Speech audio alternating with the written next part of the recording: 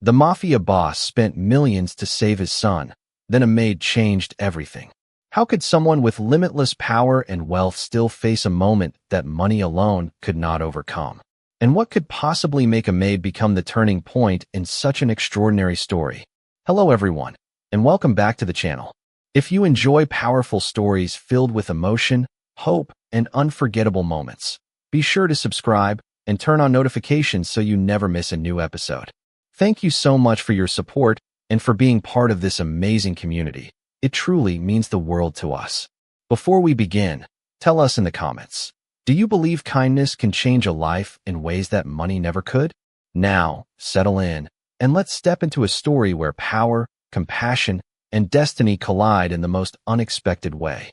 There comes a moment when all the money in the world stands helpless before a father's breaking heart. The shrill alarm sliced through the silence of the DeLuca estate just before sunrise, echoing across polished marble hallways that had witnessed decades of wealth, influence, and carefully guarded secrets. Every member of the household froze.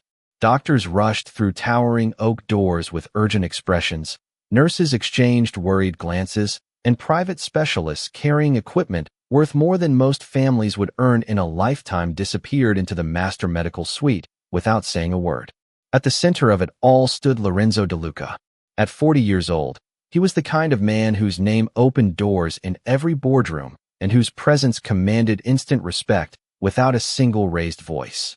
His tailored charcoal suit looked immaculate despite another sleepless night, but nothing could disguise the exhaustion carved beneath his steel blue eyes. For nearly 7 months, his entire world had narrowed to a single mission: save his only son. The estate itself had slowly transformed into something between a luxury mansion and a world-class medical facility. Specialists had flown in from Boston, Houston, Los Angeles, and even overseas. Experimental therapies, cutting-edge technology, private consultations, and every available treatment had arrived one after another. Lorenzo had signed every invoice without asking the price. $18 million had disappeared into hope, yet every morning ended the same way, with uncertainty waiting outside a little boy's bedroom. 8-year-old Ethan DeLuca had once filled the halls with laughter that bounced off crystal chandeliers and echoed beneath vaulted ceilings.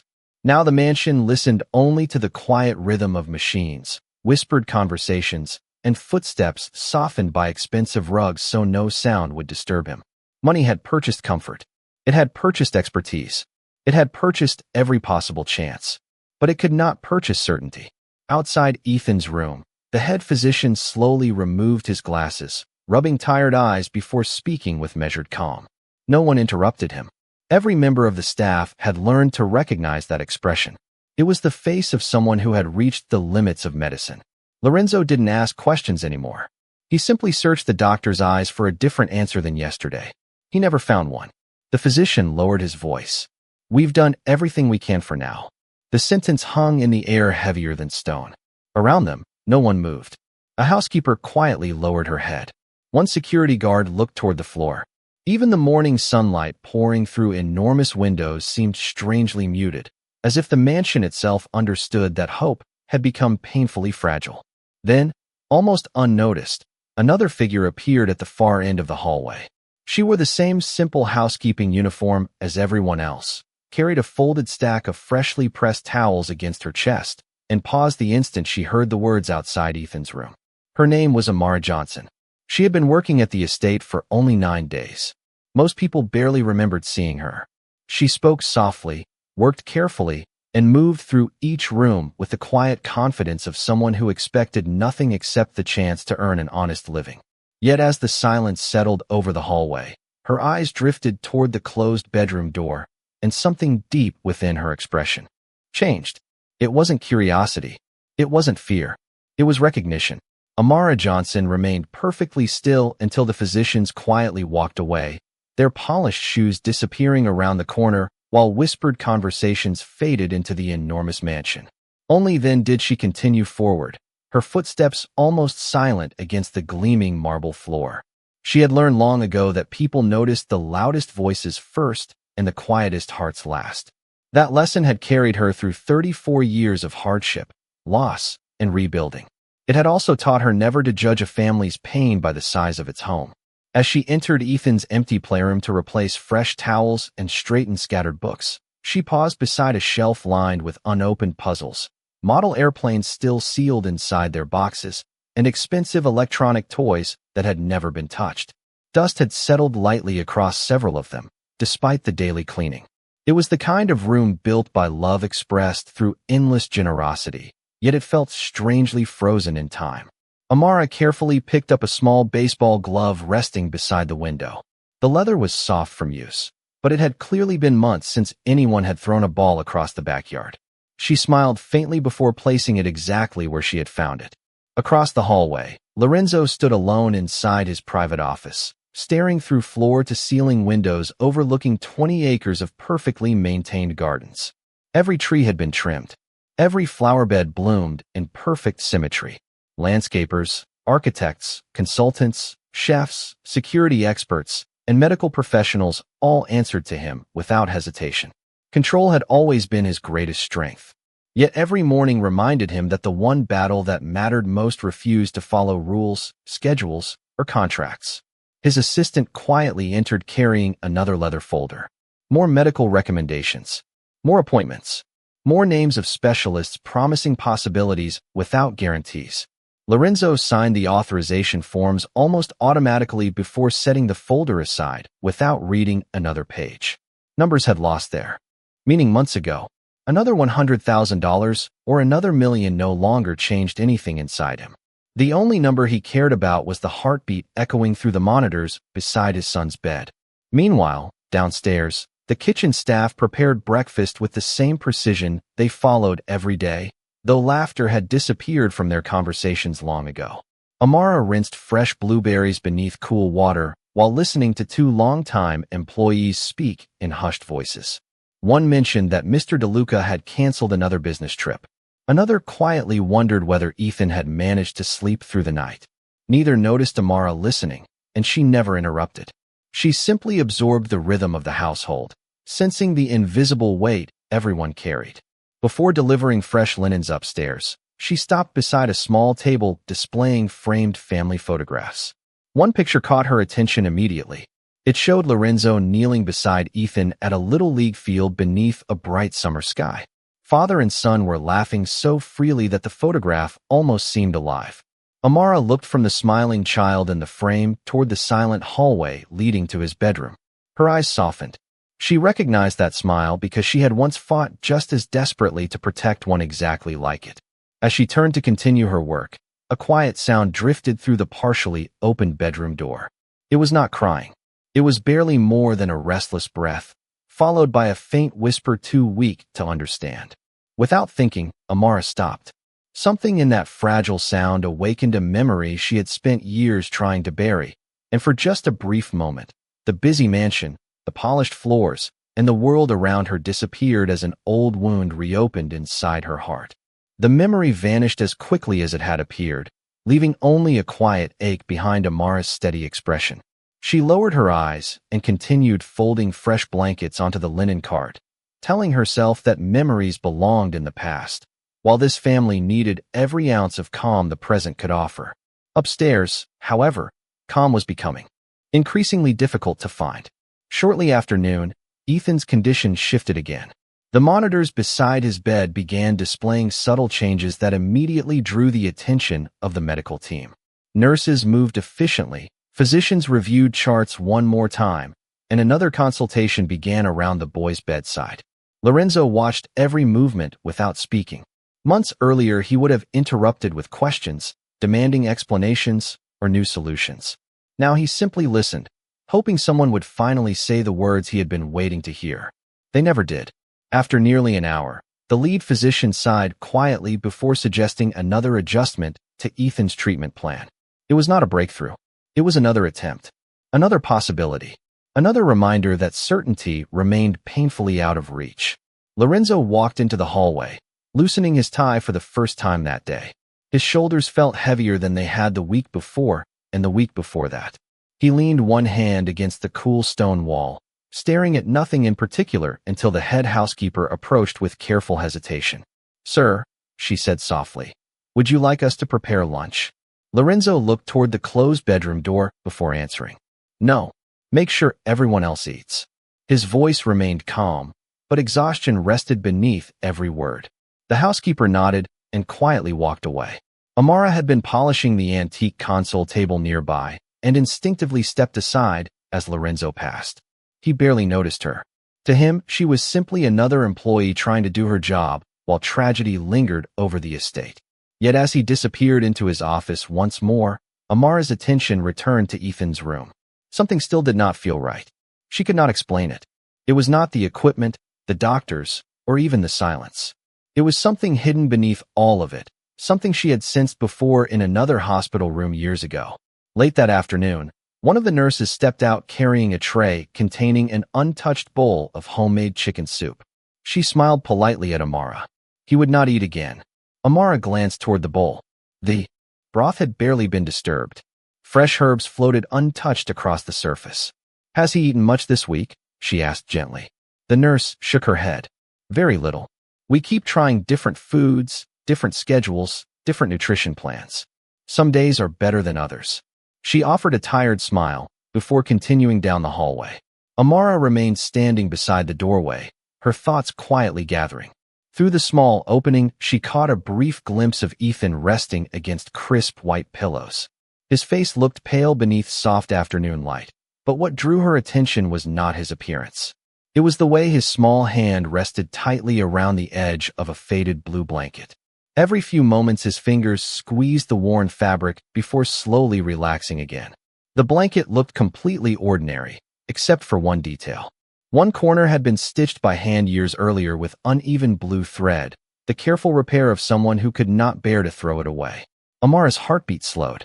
She had seen children cling to familiar objects before, not because of the fabric itself, but because of what it represented. Safety, comfort, home. Without realizing it, she whispered almost silently, "He is trying to tell you something." The words escaped before she could stop them. At that exact moment, Lorenzo stepped out of his office and looked directly toward her, having heard every single word. For several long seconds, neither of them spoke.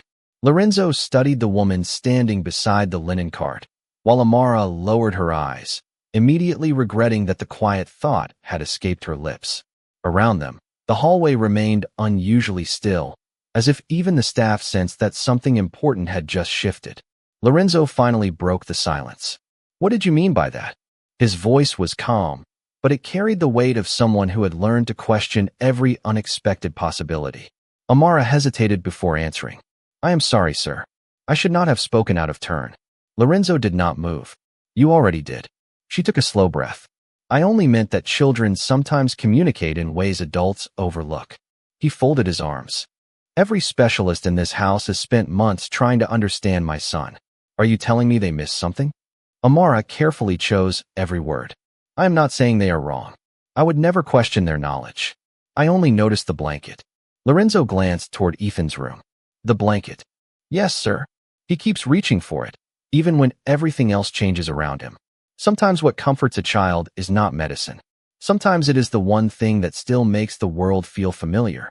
Lorenzo's expression remained unreadable.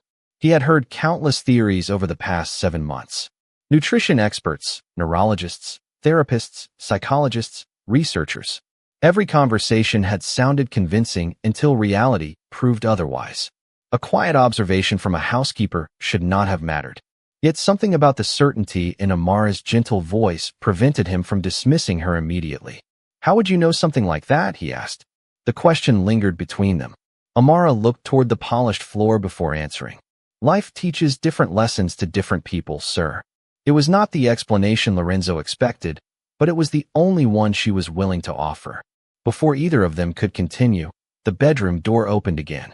The lead physician stepped into the hallway, carrying another report. His face revealed the same restrained concern Lorenzo had come to recognize all too well. "Mr. DeLuca, we would like to adjust Ethan's environment this evening. Less activity, fewer visitors. We want everything to remain as peaceful as possible." Lorenzo nodded automatically. "Do whatever you believe gives him the best chance." The physician returned inside, leaving Lorenzo staring at the closed door once again. Peaceful. The word echoed quietly in his mind. Every treatment had focused on changing Ethan's condition. Very few had focused on changing the room around him. Lorenzo slowly turned back toward Amara. She had already resumed folding fresh towels as though the conversation had never happened. She was not trying to impress him. She was not asking for attention. She seemed perfectly content to disappear into the background again. Somehow, that made her words feel more genuine. "Have you worked with children before?" Lorenzo asked. Amara paused only briefly. "Yes, sir. Professionally?" She nodded. "Many years ago. And why are you cleaning houses now?" A faint smile appeared, carrying more sadness than bitterness. "Because life does not always follow the plans we make." Lorenzo watched her for another quiet moment. She never complained. She never dramatized her past. She answered only what he asked and nothing more. It was a kind of dignity he rarely encountered. At that very moment, a faint sound drifted from Ethan's room. It was not an alarm or a cry for help. It was the softest murmur, barely louder than a whisper. Without thinking, Amara lifted her head and instinctively took one small step toward the bedroom before stopping herself. Lorenzo noticed the movement immediately. For reasons he could not yet explain, he found himself asking the question that surprised even him. "If you had 5 minutes with my son, what would you do?" Amara did not answer immediately. She looked toward the slightly open bedroom door, then back at Lorenzo with quiet respect. "I would not try to fix him in 5 minutes, sir," she said gently. "I would try to help him feel safe for 5 minutes." Lorenzo held her gaze, searching for arrogance, false confidence, or impossible promises. He found none. There was only sincerity. After a long pause, he nodded once. 5 minutes. The words surprised everyone standing nearby. Even the head housekeeper looked up in disbelief. Lorenzo pushed the bedroom door open and stepped aside. Nothing more. Amara thanked him with a small nod before entering the room with slow, careful steps. The space felt peaceful, almost too peaceful. Afternoon sunlight filtered through sheer curtains, casting soft golden light across the hardwood floor.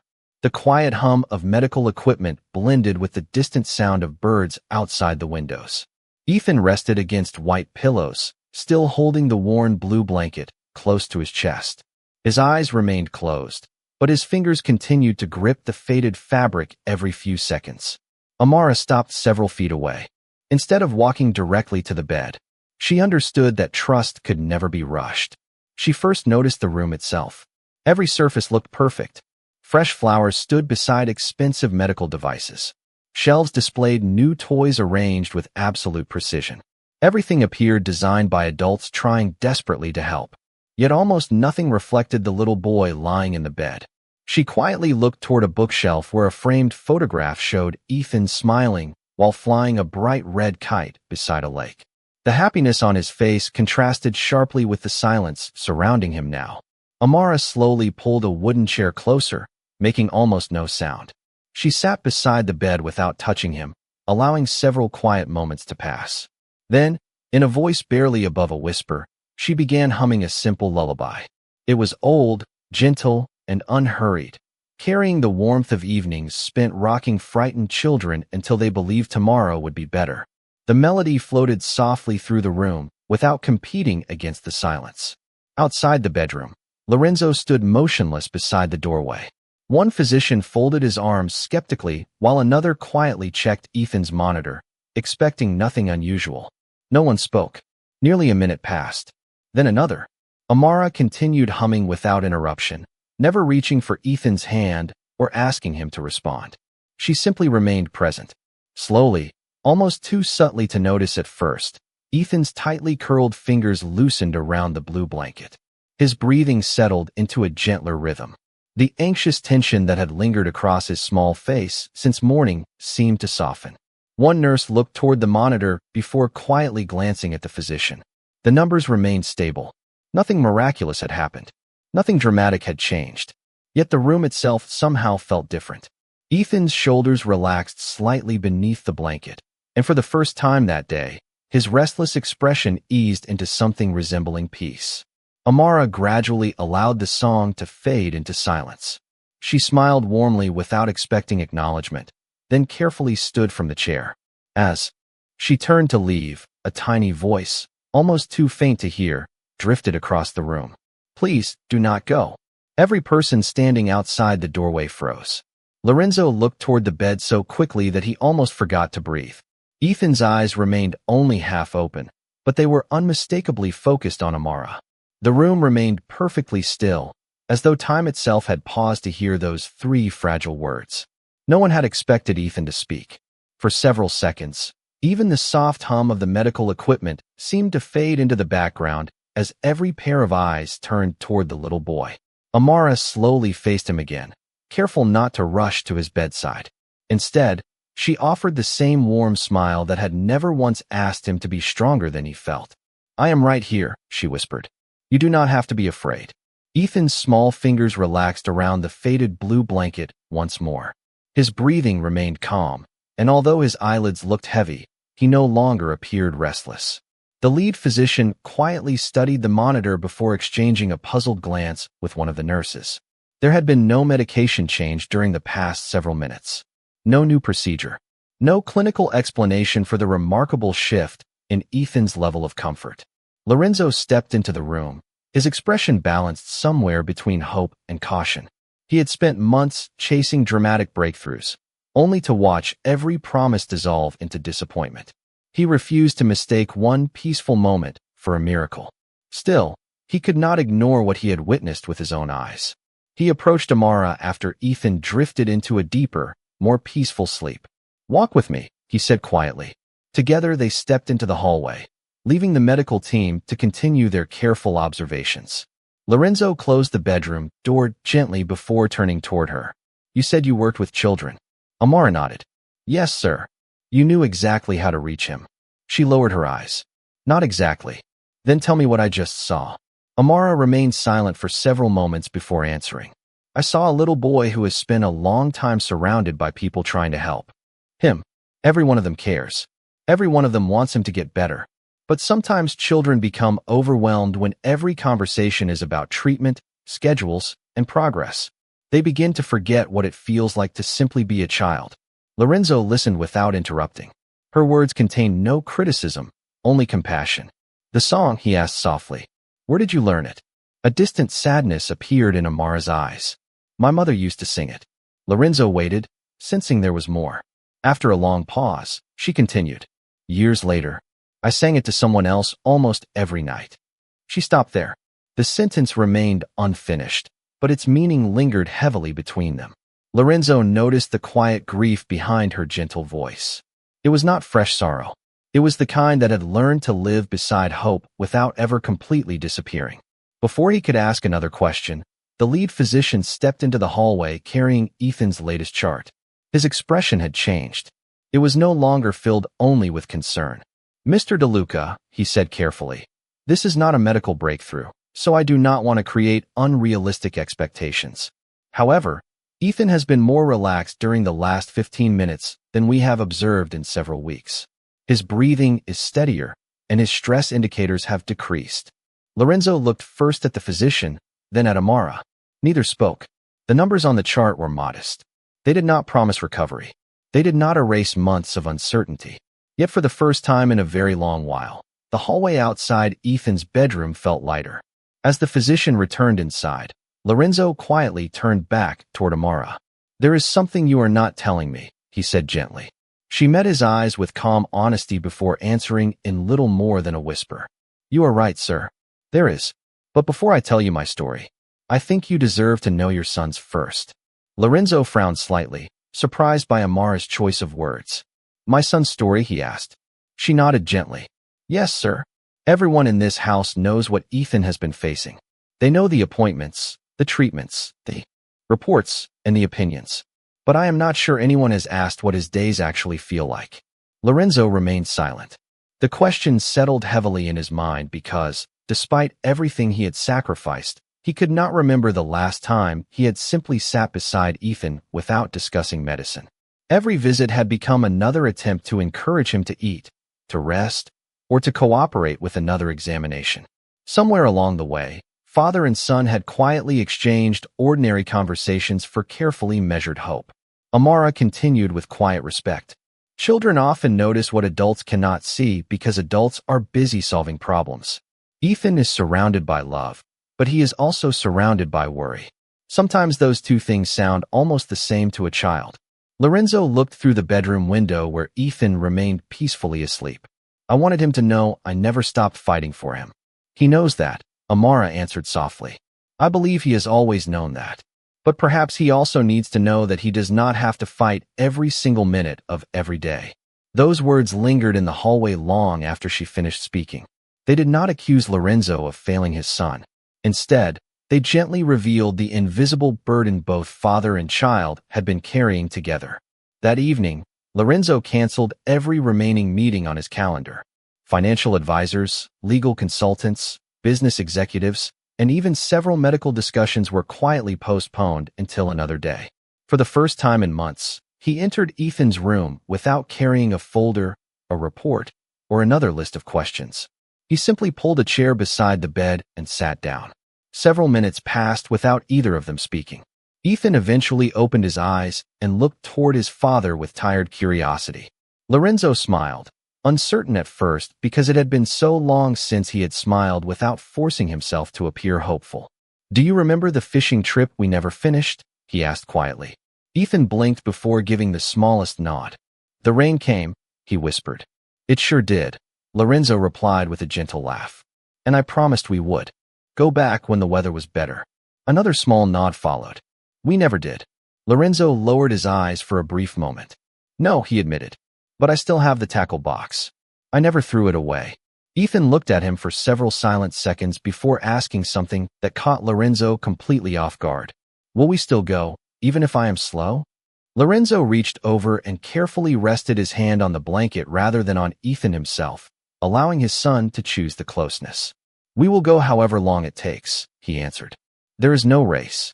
Ethan's shoulders relaxed, and a faint smile, almost too small to notice, appeared at the corners of his mouth.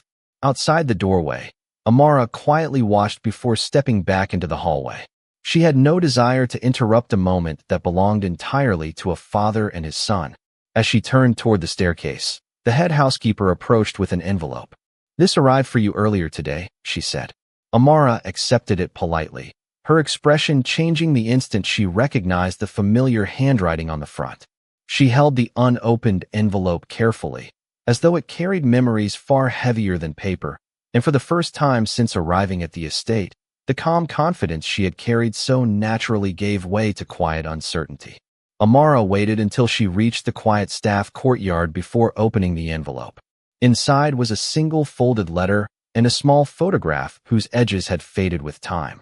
The picture showed a younger Amara sitting on a park bench, smiling beside a little girl wrapped in a bright yellow sweater, both of them holding melting ice cream cones beneath a cloudless summer sky.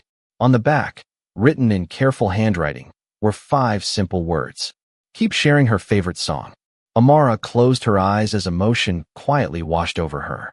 The letter came from St. Catherine Children's Center, the place where she had spent several years volunteering after losing the child who had once filled her own life with laughter.